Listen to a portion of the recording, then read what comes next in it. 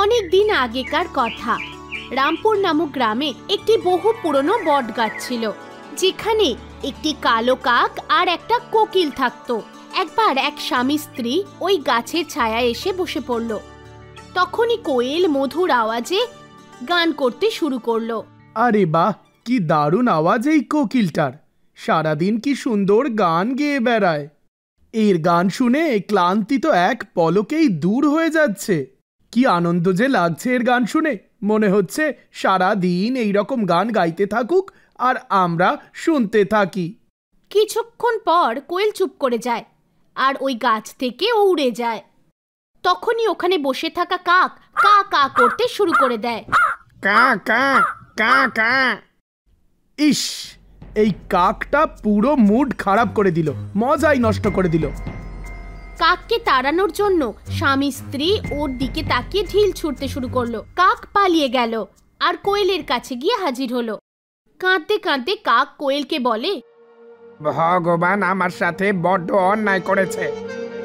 এরকম কেন বলছো ভাই? তোমার সঙ্গে কি অন্যায় হয়েছে? দেখো না বোন, ভগবান একে তো আমায় কালো করে বাটিয়েছেন, তার ওপর আবার আওয়াজটাও কত কর্কশ করেছেন। যখনই আমি মুখ খুলে কিছু বলতে চাই তখনই লোকে আমায় পাথর মারে। আর এদিকে তোমায় দেখো, মানছি তোমার রংটা কালো, কিন্তু তোমার কণ্ঠস্বর কি ভালো বলো তো। তোমার আওয়াজ সবাই শুনতে চায়, কেউ বিব্রত বোধ করে না। এটাই তো উপরওয়ালার খেলা ভাই। উনি যাকে যেরকম বানান তার নিজেকে সেভাবেই স্বীকার করা উচিত। বোন, তুমি আমায় এমন কোনো উপায় বলো যাতে আমার আওয়াজটাও তোমার মতো মিঠা হয়ে যায়। ভাই, কাককে কেউ কোকিল বানাতে পারে? যদি পারেও সৃষ্টির রচয়িতা ব্রহ্মাজি পারবেন। তুমি যদি ব্রহ্মলোক গিয়ে ব্রহ্মা ভগবানের কাছে প্রার্থনা করো তাহলে উনি নিশ্চয়ই সাহায্য করবেন। কাক উড়তে উড়তে ব্রহ্মলোক পৌঁছে যায়। আমার প্রণাম স্বীকার করুন প্রভু। আমাদের ব্রহ্মলোকে আসার কারণ কি কাকরাজ? কাক নিজের দুঃখের কথা ব্রহ্মা ভগবানকে বলল। হে কাকরাজ, তুমি দুঃখী হয়েও না। তুমি যেমনটা চাইছো তেমনই বানিয়ে দেব, কিন্তু আমার একটা শর্ত আছে।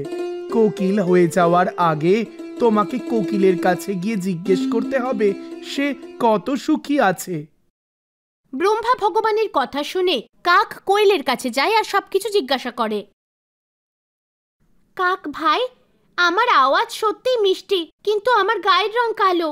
অন্ধকারে আমাকে দেখা যায় না। আমার থেকে ভালো তো হাঁসের জীবন।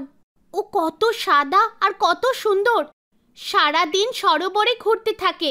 সবাই ওকে দেখে কত খুশি হয়। কোয়েলের কথা শুনে কাকের মন পাল্টে যায়। ও আবার ব্রহ্মার কাছে পৌঁছে যায়।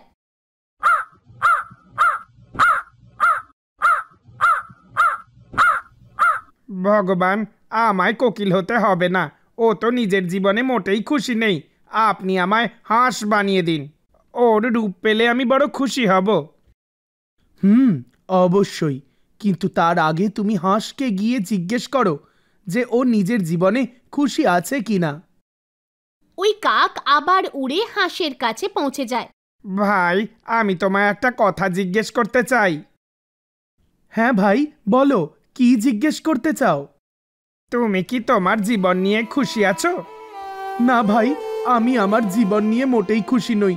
সব সময় ভয়ে ভয়ে থাকি। এই বুঝি কেউ স্বীকার করে নিল। লোকে আজকাল জলে থাকা পশু পাখিদের মেরে খেতে শুরু করেছে। আমার তো সব সময় এটাই ভয় হয় যে কেউ আমায় মেরে না দেয়। সত্যি বলি, সব থেকে ভাগ্য ভালো তোতার। সবুজ সবুজ রং আর লাল লাল ঠোঁট। ওর জীবনে দুঃখের কোনো জায়গাই নেই। হাঁসের কথা শুনে কাকের মনে তোতা হওয়ার আশা জাগে আর ব্রহ্মা ভগবানের কাছেও গিয়ে বলে,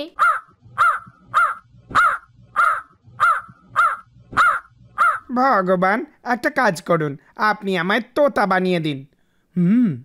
অবশ্যই তোমায় তোতা বানিয়ে দেব, তবে তার আগে তোতা কতটা সুখী তা জেনে এসো।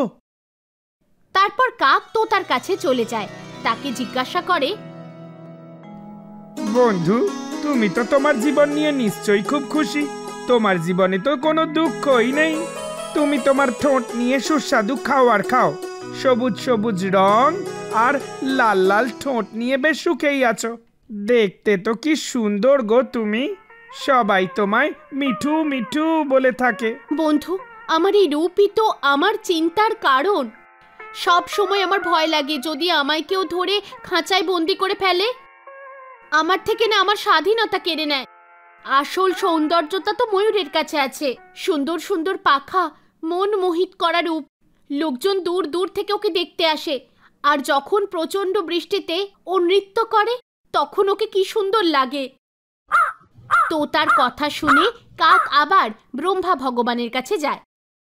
প্রভু, না তো আমায় কোকিল হতে হবে, না তো হাঁস, না তো তোতা, আপনি আমায় ময়ূর বানিয়ে দিন, মনোমোহিনী রূপ আর রং বেরঙের পাখা। আচ্ছা, তাহলে ময়ূরকেও একবার জিজ্ঞেস করো, ও তার জীবন নিয়ে সুখী আছে তো? খুব মনে আশা নিয়ে কাক উড়তে উড়তে ময়ূরের কাছে গেল, কিন্তু কোথাও দেখতে পেল না। উড়তে উড়তে ও চিড়িয়াখানা পৌঁছে গেল, যেখানে ও ময়ূরকে দেখতে পেল। ভাই, তোমায় একটা কথা জিজ্ঞেস করি? হ্যাঁ ভাই, বলো। তোমাকে তো দেখতে কত সুন্দর, তোমার নাচ দেখতে দূর দূর থেকে লোক আসে, লোকে তো তোমার সাথে ছবি তুলতে কত মজা করে, আর এদিকে আমি একটা কালো কাক, লোকে আমায় দেখলেই তো ভাগিয়ে দেয় অথবা পাথর মারতে শুরু করে। কাক ভাই, এত সৌন্দর্য নিয়ে কি হবে, যেখানে সারাদিন আমায় খাঁচায় বন্দি থাকতে হয়? আর যদি বাইরে থাকতাম সব সময় ভয় করত, এই বুঝি কেউ আমার পালক ছিঁড়ে নিল, কেউ বোধহয় আমায় শিকার করে নিল। বিশ্বাস করো, সব থেকে ভালো জীবন তো তোমার। না তো তোমায় কেউ ধরে নেবে, না তোমায় কেউ শিকার করে নেবে, নিজের ইচ্ছে মতো এদিক ওদিক ঘুরতে পারো। কে জানে কেন তুমি নিজেকে নিয়ে খুশি নও? তোমার রং কালো আর আওয়াজ কর্কশ। সত্যি বলি, এই দুটো কারণেই কিন্তু তুমি আজ সুরক্ষিত। আমি তো ঈশ্বরের কাছে প্রার্থনা করি যে পরের জন্মে যেন আমাকে কাকই বানায়। ময়ূরের কথা শুনে কাক এবার বুঝতে পেরে যায় যে ভগবান যা করেন ভালোর জন্যই করেন। এই ভেবে কাক আবার ব্রহ্মা ভগবানের কাছে পৌঁছয়। ভগবান, না তো আমায় তোতা হতে হবে, না তো কোকিল, না তো হাঁস হতে হবে, না তো ময়ূর, আমি যেমন আছি তেমনটাই ভালো। কাকরাজ, আমি তো এই কথাই তোমায় বোঝানোর চেষ্টা করছিলাম। আমাদের কখনোই অন্যের সাথে নিজেকে তুলনা করা উচিত নয়, তাহলে কখনোই খুশি থাকতে পারবো না। সদা আমাদের নিজেকে শ্রেষ্ঠ মনে করতে হবে। ব্রহ্মা ভগবানের কথা শুনে কাক পৃথিবী ফিরে যায় আর নিজের জীবন হাসি খুশি ভাবে কাটাতে থাকে। একটা ব্যাঙ আর স্ত্রী ব্যাঙ ছিল। সরোবরের পাড়ে ওরা থাকতো। স্ত্রী ব্যাঙ সকাল হলেই সটক বিনায়ক জপ করত আর গণেশের গল্প বলতো, বিনায়কজির ধ্যান করত। ব্যাঙ তখন বলল, রোজ সকালে তুমি পরপুরুষের নাম নাও, সকাল সকাল আমার মাথা খারাপ করে দাও, এরপর যদি আমার সামনে আবার নাম নাও, মুগুর দিয়ে মাথা ফাটিয়ে দেব। স্ত্রী ব্যাঙ বলল, তুমি এরকম কেন বলো? কখনো তো গণেশ ভগবান সাহায্য করবেনি। ব্যাঙ তখন বলতো, উনি পশুদের আর কি সহায়তা করবেন? স্ত্রী ব্যাঙ তখন জপ করা বন্ধ করে দিল। ভগবান গণেশ একদিন মায়া করলেন। একদিন রাজার ধোপানি এলো, কাপড় কাচতে থাকলো। হাঁড়িতে জল ভরলো, ওর মধ্যে ব্যাঙ আর স্ত্রী ব্যাঙ আটকে পড়লো। ইটের ওপর কাঠ জেলে জামা কাপড়ের হাঁড়িটা আগুনেও বসিয়ে দিল। জল গরম হতে থাকলো, দুজনেই ছটফট ছটফট করে লাফাতে শুরু করলো। ব্যাঙ তখন বলল, আমার তো ভীষণ কষ্ট হচ্ছে। ব্যাঙ স্ত্রী ব্যাঙকে বলল, তুমি তো রোজ বিনায়কজির নাম জপ করো, আজ যদি বিনায়কজি আমাদের বাঁচান তাহলে মেনে নেব উনি আছেন। তুমি তোমার সেই বিনায়কজিকে স্মরণ করো, না হলে আমরা দুজনেই মরে যাব। স্ত্রী ব্যাঙ বিনায়কের নাম জপ করতে শুরু করলো আর স্ত্রী ব্যাঙ 6 বার সটক বিনায়ক সটক বিনায়ক সটক বিনায়ক সটক বিনায়ক সটক বিনায়ক সটক বিনায়ক বলতে থাকলো। আর বিনায়ক ষাঁড়ের রূপ ধরে চলে এলো। দুটো ষাঁড় লড়াই করতে করতে এলো আর হাঁড়ি পায়ে করে মারলো। হাঁড়ি ফেটে গেল, হাঁড়ি ভাঙলো, ব্যাঙেরা মুক্তি পেল। ব্যাঙ আর স্ত্রী ব্যাঙের সংকট মুক্তি হলো।